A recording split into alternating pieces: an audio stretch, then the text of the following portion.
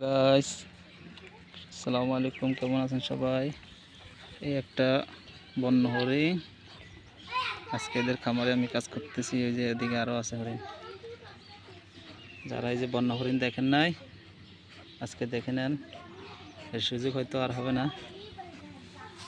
তো পাহাড়ি বান্দরবনের হরিণ, পাহাড়ি হরিণ, এগুলো পাহাড়ে থাকে। অনেক শক্তি এগুলার, অনেক লাভ দিতে পারে।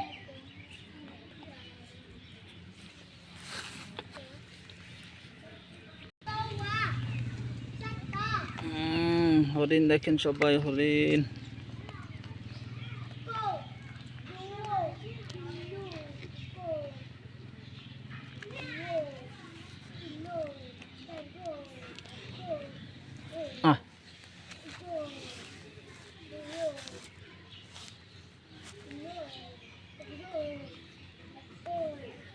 এগুলা মানুষের সাথে থাকতে থাকতে সাহস ভয় কমে গেছে। আগে মানুষ দেখলে অনেক দৌড় দিত, এখন দৌড় দেয় না।